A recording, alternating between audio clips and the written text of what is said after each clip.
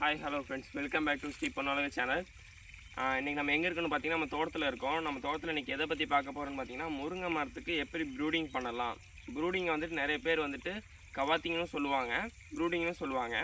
First ப்ரூடிங்னா என்னென்னா, ப்ரூடிங்னா வந்துட்டு மரம் வந்து ரொம்ப ஹைட்டாக இருக்க மரத்தை ஒரு 2 இயர்ஸ் ஒன்ஸ் 3 இயர்ஸ் ஒன்ஸ் வந்துட்டு மரத்தை வந்துட்டு ஒரு குறிப்பிட்ட ஹைட்டில் வச்சு கட் பண்ணுறது தான் வந்துட்டு ப்ரூடிங்லாம். இப்போ பாருங்கள், இந்த மரம் வந்துட்டு இவ்வளோ ஹைட்டாக இருக்குது. இந்த ஹைட்டாக இருக்க மரம் வந்துட்டு ரொம்ப காற்றடிக்கும் போது ஃபுல்லாக காய் பிடிச்சிருந்ததுன்னா மரம் வந்துட்டு வெயிட்டு தாங்காமல் மரம் ஒடிஞ்சு போயிடும். அதே மாதிரி நீங்கள் பொறிக்கிறதுக்கு வந்துட்டு ரொம்ப ஹைட்டாக இருந்துச்சுன்னா பொறிக்கிறதுக்கும் டைம் ரொம்ப அதிகமாகும். அதுக்காக வந்துட்டு 2 இயர்ஸ் ஒன்ஸ் 3 இயர்ஸ் ஒன்ஸ் நம்ம வந்துட்டு ப்ரூடிங் பண்ணுறோம். இவங்க அந்த மரத்தை காட்டுறேன்.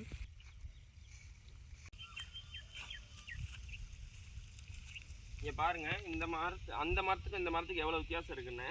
இந்த மரத்தில் பாருங்கள், இந்த கட்டை வந்துட்டு எந்த அளவுக்கு பெருசாக இருக்குன்னு பாருங்கள். கட்டை வந்துட்டு இந்த அளவுக்கு பெருசாச்சுன்னா இந்த வாதில் ஃபுல்லாக காய் பிடிக்கும் போது என்ன ஆகுன்னு பார்த்தீங்கன்னா மரம் கீழே தொங்கி தரை வரைக்கும் வந்துடும். அப்புறம் தரையில் உரசிச்சுன்னா காய் கோணையாக போயிடும். அதே மாதிரி காற்று அடிக்குதுன்னா இந்த தொங்கி வந்த வாதுக்கெலாம் வெயிட்டு தாங்காமல் இந்த வாதெல்லாம் வந்துட்டு இதோட கட் ஆயிரும். அதுக்காகத்தான் நம்ம வந்துட்டு பண்ணுறோம். வாங்க, நான் ப்ரூடிங் எப்படி பண்ணுறேன்னு நான் காட்டுறேன். இந்த மாதிரி வந்துட்டு தான் ப்ரூடிங் பண்ணோம். ப்ரூடிங் வந்துட்டு ஒரு கீழே தரையிலேருந்து ஒரு 3 அடி 4 அடி இந்த ஹைட்டில் நம்ம ஹிப் சைஸ் விட்டு இந்த அளவு கட் பண்ணிடணும். இந்த அளவு கட் பண்ணிட்டோம்னா இதில் இருக்கிற எல்லா இதுலேயும் புது தலை வச்சு வந்துடும். அதே மாதிரி நிறைய பிரான்ச்சஸ் வந்துடும். அப்போ வரும்போது பார்த்திங்கன்னா 1 வருஷம் 2 வருஷத்துக்கு மரம் வந்துட்டு கீழாலேயே இருக்கும். நம்ம காய் பொறிக்கிறதுக்கு எல்லாத்துக்குமே வந்துட்டு நல்லா வசதியாக இருக்கும். அதனால 3 இயர்ஸ் ஒன்ஸ் இல்லைன்னா 2 இயர் ஒன்ஸ் வந்துட்டு ப்ரூடிங் பண்ணணும்னு நம்ம சொல்கிறோம். ப்ரூடிங் பண்ணிங்கன்னா அதே மாதிரி வந்துட்டு காய் வந்துட்டு எப்போவுமே வந்துட்டு தெளிவாக இருக்கும். காய் வந்துட்டு நல்லா க்ரீனிஷாக காய் வந்துட்டு இருக்கும். காய் பொறிக்கிறதுக்கு நமக்கு ஈஸியாக இருக்கும். அதனால வந்துட்டு நம்ம ப்ரூடிங் பண்ணுறோம். நம்ம ப்ரூடிங் பண்ணுறதுக்கு ஒரு 2 நாளைக்கு முன்னாடியே வந்துட்டு நேற்று தான் ப்ரூடிங் பண்ணோம். அதுக்கு 2 நாளைக்கு முன்னாடியே வந்துட்டு நம்ம வந்துட்டு கோழிக்குப்பை போட்டிருக்கோம். கோழிக்குப்பை வாங்கி வச்சது இருந்துச்சு, அதனால் அதில் வந்துட்டு கோழிக்குப்பை போட்டிருக்கோம். அதே மாதிரி வந்துட்டு ப்ரூடிங் பண்ணதுக்கப்புறம் எதாக இருந்தாலும் போடலாம், பண்ணுறதுக்கு முன்னாடியே போட்டும் பண்ணலாம். நாங்கள் வந்துட்டு ஆள் வேலைக்கு வந்ததுனால வந்துட்டு 2 நாளைக்கு முன்னாடி வந்துட்டு கோழிக்குப்பை போட்டு நேற்று வந்து ப்ரூடிங் பண்ணி உழவு ஓட்டியிருக்கோம். அதனால் வந்துட்டு ப்ரூடிங் பண்ணுறது பெஸ்ட். ப்ரூடிங் பண்ணது எப்படி வந்துட்டு க்ரோத் இருக்குன்னு அப்கமிங் வீடியோஸில் பார்க்கலாம்.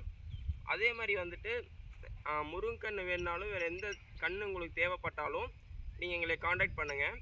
நாங்கள் எம்எஸ்எஸில் கண்டிப்பாக வச்சுடுவோம். இல்லைன்னா நீங்கள் டேரெக்டாக வந்து எங்களை விசிட் பண்ணுறதுனாலும் பண்ணிக்கலாம். தென்னங்கன்று, மாங்கன்று எல்லா வகையான கன்றுகளும் எங்கள்கிட்ட இருக்குது. அதிலே வந்துட்டு முருங்கையும் வந்துட்டு நாங்கள் வந்துட்டு எம்எஸ்எஸ் அல்லது எஸ்டி கொரியரில் முருங்கை மட்டும் அனுப்புகிறோம். வேறு எந்த கன்று தேவைப்பட்டால் நீங்கள் என்னை காண்டாக்ட் பண்ணுங்கள்.